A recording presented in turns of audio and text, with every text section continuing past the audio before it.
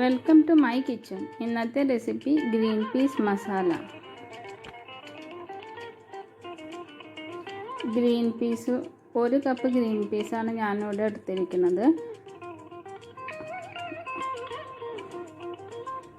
അത് നന്നായി കഴുകി വൃത്തിയാക്കി കുതിർത്തി വെക്കണം. ഒന്നെങ്കിൽ രാത്രി മുഴുവൻ കുതിർത്തി വയ്ക്കാം, ഇല്ലെങ്കിൽ ഒരു 8 മണിക്കൂർ 5 മുതൽ 8 മണിക്കൂർ വരെ കുതിർത്തി വയ്ക്കാം.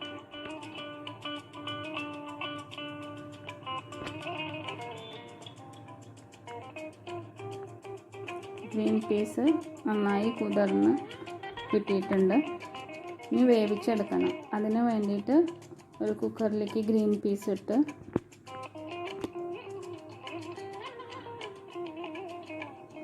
കുറച്ച് ഉപ്പ്,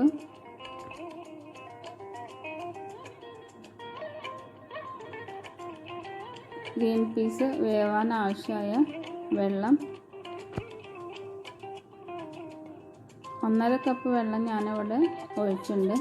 എല്ലാം കൂടി നന്നായി മിക്സ് ചെയ്ത് ഒരു വിസിൽ വരണ വരെ വേവിച്ചെടുക്കണം. എൻ്റെ കുക്കറിന് ഒരു വിസിൽ മതി വേവാൻ. പല കുക്കറും പലതരമാണ്. അപ്പോൾ ചിലത് 3 വിസിൽ വേണ്ടി വരും, 2 വിസിലും വേണ്ടി വരും. അപ്പോൾ അതിനനുസരിച്ചിട്ട് വേവിച്ചെടുക്കാം.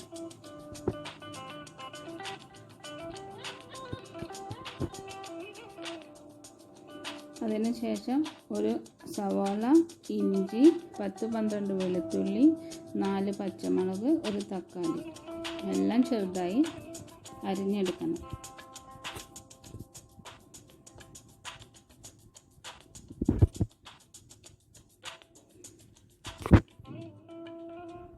പാൻ ചൂടായതിനു ശേഷം അതിലേക്ക് എണ്ണ ഒഴിക്കും.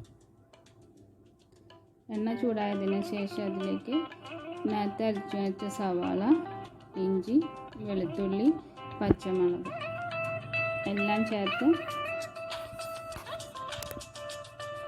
നന്നായി വഴറ്റിയെടുക്കും.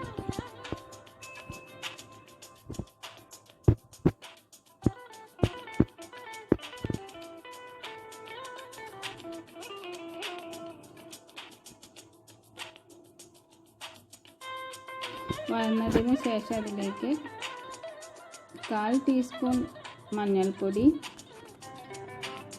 1/2 ടീസ്പൂൺ മുളക് പൊടി, 1 ടീസ്പൂൺ മല്ലിപ്പൊടി എല്ലാം ചേർത്ത് പച്ചമണം മാറുന്നത് വരെ നന്നായി വഴറ്റുക.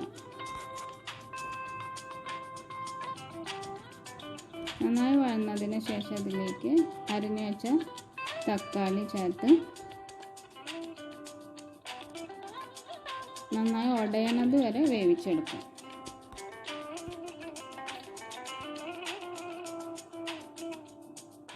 എണ്ണ എല്ലാം തെളിഞ്ഞു. അതിന് ശേഷം വേവിച്ച് വെച്ച ഗ്രീൻ പീസ് ചേർത്ത് നന്നായി മിക്സ് ചെയ്യാം. ഉപ്പ് നമ്മൾ വേവിക്കുമ്പോൾ കുറച്ച് ഉപ്പിട്ടുണ്ട്. ഇനി ഇപ്പോൾ ഉപ്പ് നോക്കിയിട്ട് ആവശ്യത്തിനുള്ള ഉപ്പ് ചേർക്കാം.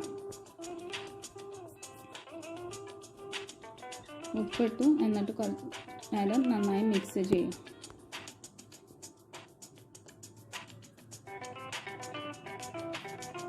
കുറച്ച് നേരം അടച്ചു വെച്ച് വേവിക്കും.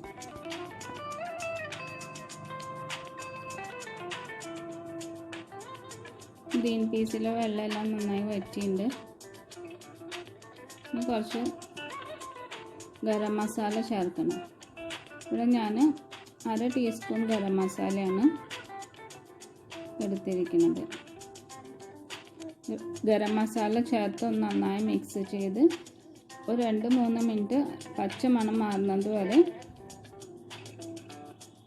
നന്നായി മിക്സ് ചെയ്യാം.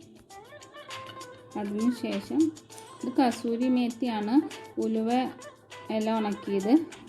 ഇത് നന്നായി ക്രഷ് ചെയ്തിട്ട് ഇതിലിടണം. ഉലുവയില ഇല്ല വെച്ചാൽ അത് സ്കിപ്പ് ചെയ്തോളാം, ഉണ്ടെങ്കിൽ ഇടാം.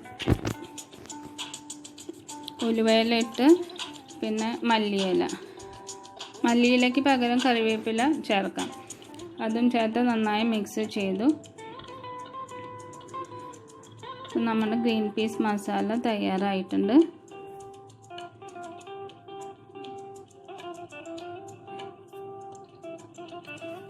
ചപ്പാത്തിയുടെ കൂടെ കഴിക്കാം, ദോശയുടെ കൂടെ കഴിക്കാം, പൂരിക്ക് കഴിക്കാം, പിന്നെ ചോറിൻ്റെ കൂടെ സൈഡ് ഡിഷായിട്ടും ഉപയോഗിക്കാം.